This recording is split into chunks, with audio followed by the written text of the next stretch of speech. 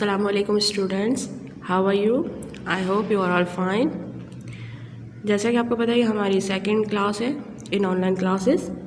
सो आज हम शुरू करेंगे इंशाल्लाह चैप्टर नंबर 8 के MCQs. Now let's we start our lecture. That is now the MCQs of chapter number 8.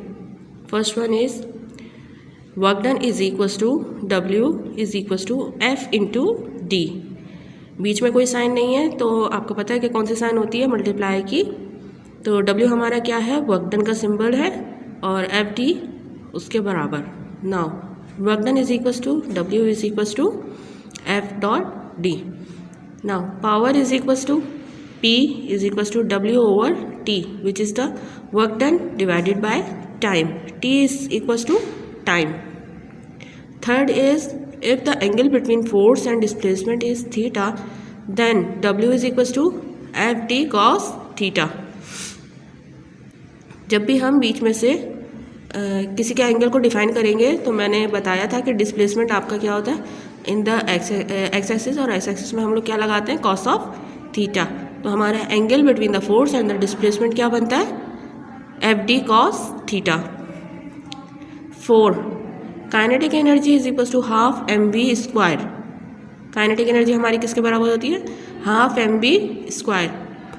5 the SI unit of work is joule. 6 the SI unit of power is watt. Number 7 energy is the scalar quantity. Energy क्या है हमारी, scalar quantity. Now number 8 K is called spring constant. ये हम लोगों ने अपनी derivation में भी किया था. तो उसके अंदर मैंने आपको क्लियरली बताया था कि K हमने किस में इस्तेमाल किया as a spring constant which is denoted by K. Okay. Now number 9 if the velocity of a body is double it kinetic energy becomes 4 time. क्या होगा इसका, 4 time. Now number 10 the energy due to motion is kinetic energy. Number 11 if the force and displacement is opposite to each other then the angle between them is 180. Force अगर आपकी एक तरफ है positive sign पर है और दूसरी displacement जो है आपका नेगेटिव साइड पर है तो आपकी क्या स्ट्रेंथ बनती है, एक स्ट्रेट लाइन बनती है. ठीक है, और उसका एंगल क्या बनता है आपस में 180 डिग्री का. ठीक है, दोबारा रिपीट कर रही हूँ इसको. If the force and displacement is opposite to each other then the angle between them is 180. Now number 12 if F is equals to 10 newton and D is equals to 2 metre. इसमें मैंने क्या दे रखा है आपको, एज अ न्यूमेरिकल वैल्यूज़ दे रखी है किसकी, फोर्स की और डिस्प्लेसमेंट की.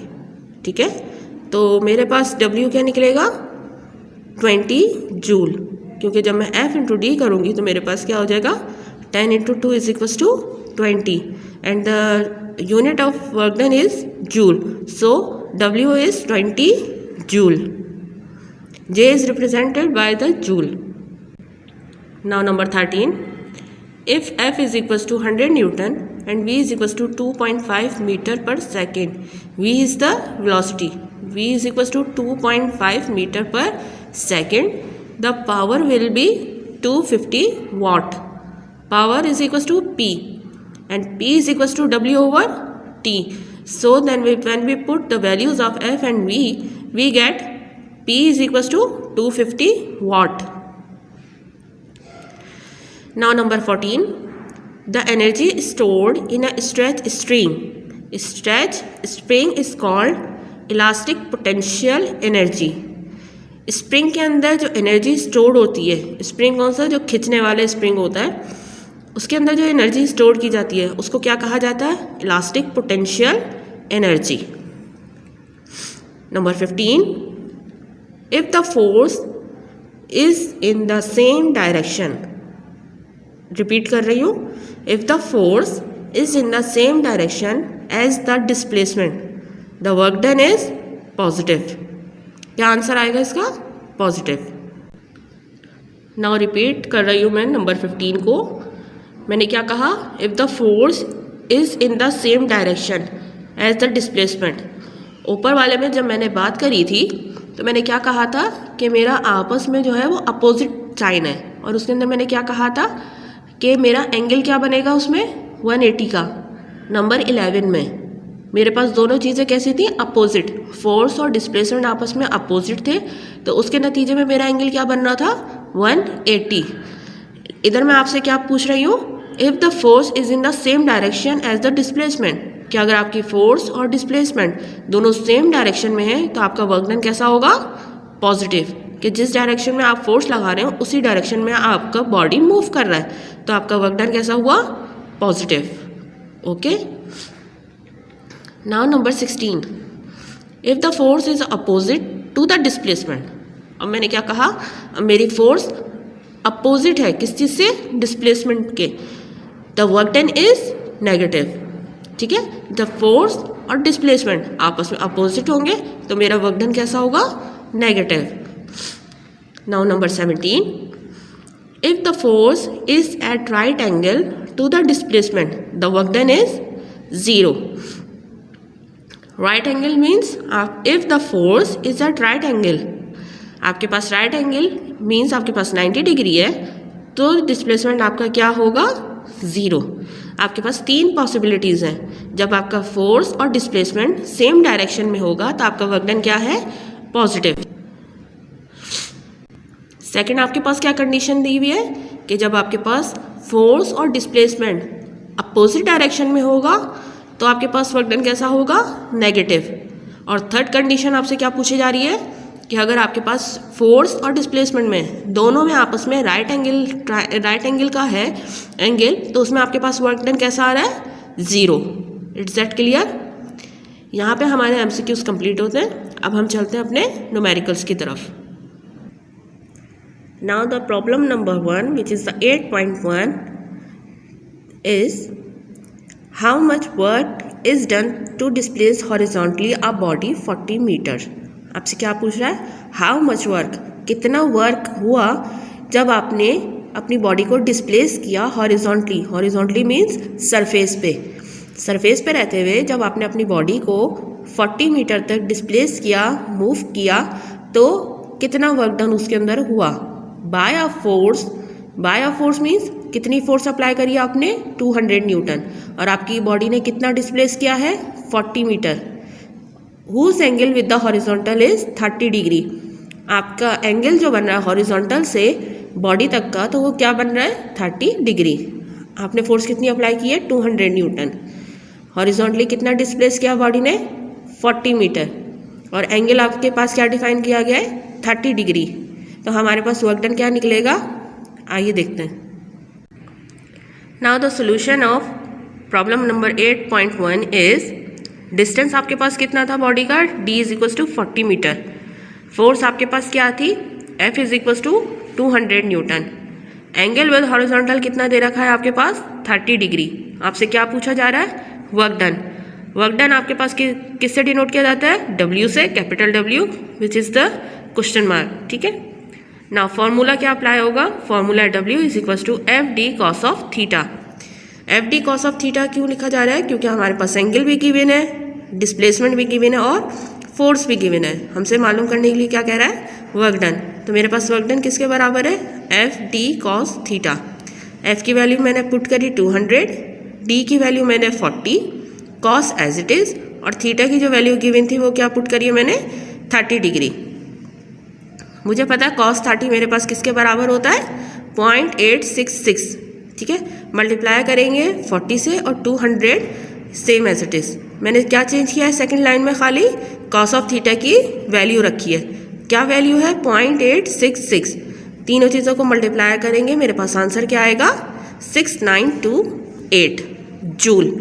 जूल क्या है, वर्क डन की यूनिट। और मैंने बताया था आपको कि बगैर आपके यूनिट लगाए आपका आंसर कंप्लीट नहीं होता।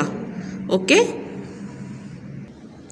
Now problem number 8.2 that is, what is the power of an engine that pulls 1000 kg automobile at a steady speed of 10 metre per second along a level road. आपके पास क्या condition दे रखी है, level road है, उसके ऊपर आपने speed क्या लगा रखी है, 10 मीटर पर सेकंड की। जब आपका इंजन पुल कर रहा है आपकी ऑटोमोबाइल को कितने 1000 kg पे, ये आपके पास क्या आ गया, आपकी बॉडी का मास 1000 kg उसका मास है जो भी आपकी ऑटोमोबाइल है, और उसके अंदर जो स्पीड है आपके पास कितनी गिवन है, v, speed is equal to small v is equal to 10 metre per second along a level road. आपके पास रोड कैसी है, लेवल्ड है, ठीक है, मीन्स आपके पास स्पीड सेम रहेगी एट दैट पॉइंट, ठीक है। तो आपके पास क्या पूछा जा रहा है, power, what is the power of an engine. आपने क्या डिफाइन करना है, क्या निकालना है, आपने क्या डिस्कस करना है, power of an engine.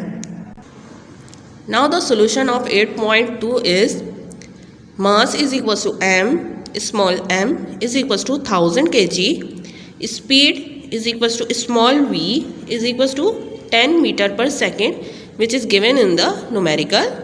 These values are given in the numerical. And how we find power? P is equals to capital P is equals to question mark. Now formula that we put is equals to P is equals to W over T. W is the capital and T is small.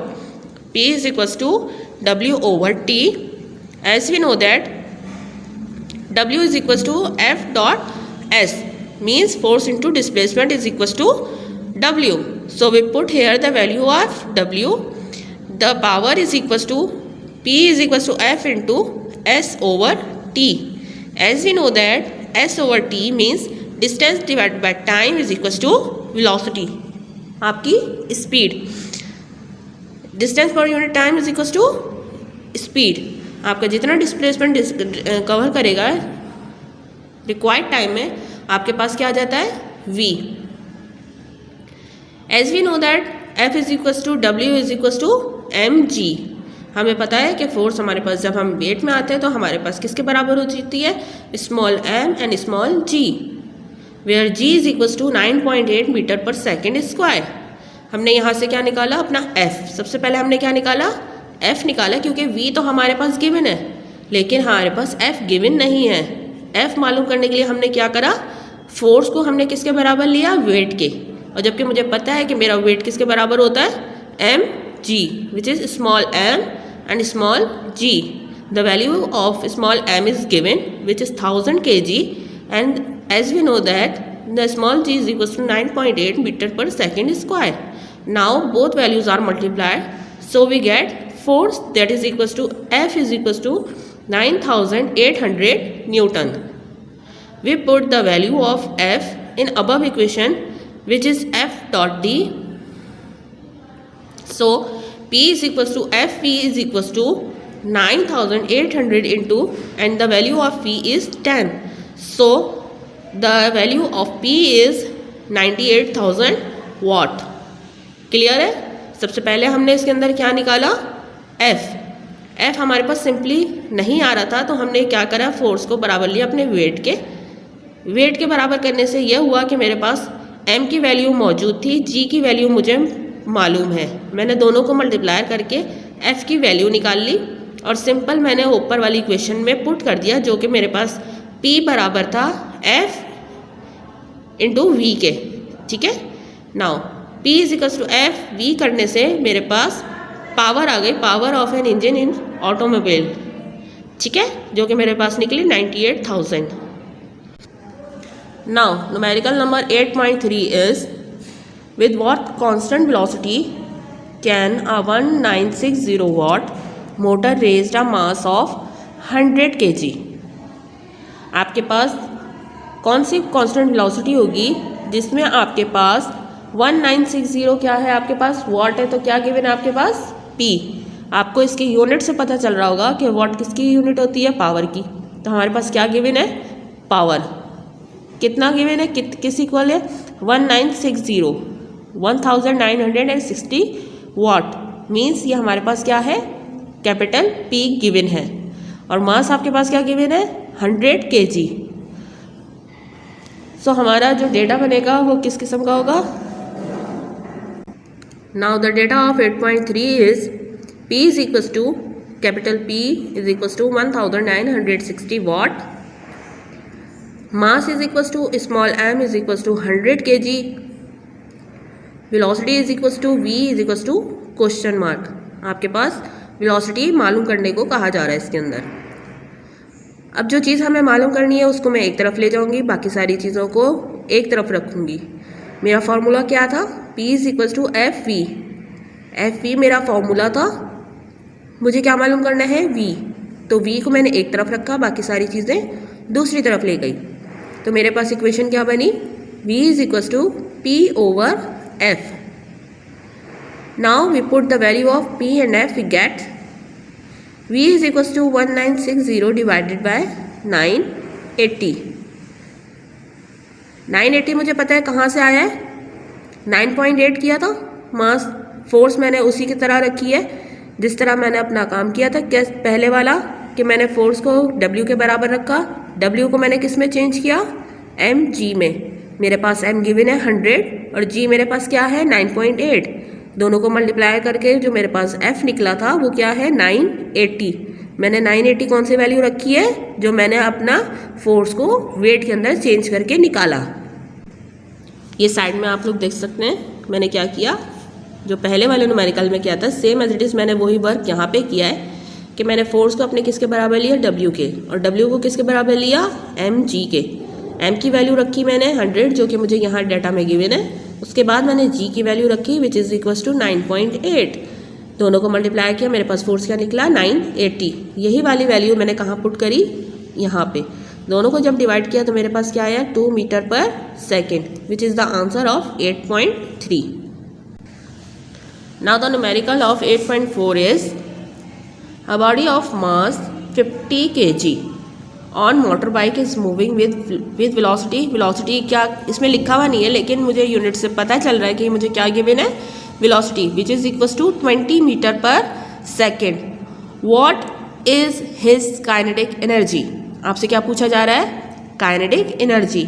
आपके पास मास कितना given है 50 kg on motor bike. Motor bike पे आपका mass given है 50 kg का, with velocity कितना move कर रहा है, बॉडी आपकी किस स्पीड से मूव कर रही है, किस वेलोसिटी से, 20 मीटर पर सेकंड से। और आपसे क्या मालूम करने को कहा जा रहा है, kinetic energy. So the data of problem number 8.4 is mass of a body is equals to small m which is equals to 50 kg, velocity of a body which is equals to v is equals to 20 meter per second, and kinetic energy k dot e is equals to question mark। Means आपको मालूम करनी है। Formula क्या है, हमें पता है kinetic energy का फॉर्मूला क्या होता है, kinetic energy is equals to half mv square. Kinetic energy represent in terms of k dot e which is known as kinetic energy, and the formula of kinetic energy is half mv square। Now we put above values in this equation, so we get kinetic energy is equals to half into, means half means 1 over 2 या 1 by 2 into mass कितना given है आपके पास 50 and v 20। So when we square the 20 we get 400, 50 as it is and 1 over 2 as it is। When we multiply 50 into 400 we get 20,000, and 20,000 divided by 2 we get kinetic energy 1000 joule। Okay, the unit of kinetic energy is joule। Here we complete our 4 numericals which is 8.1, 8.2, 8.3 and 8.4 as well as MCQs of this chapter। So students, आगे के जितने भी numericals हैं वो सब easy हैं। आप लोगों के पास सॉल्यूशन भी मौजूद होगा, तो आप उसमें से खुद देखेंगे और समझेंगे। ठीक है, मैंने आपको यहाँ पे 4 डिफाइन किए हैं, बाकी के आप खुद अपने कॉपी में वर्कआउट करेंगे। जहाँ कोई मुश्किल होगी तो मैं व्हाट्सएप पे आपके पास अवेलेबल होंगी, हम वहाँ पे भी डिस्कस कर सकेंगे। Okay, now I wind up this chapter, so till then अल्लाह हाफिज़।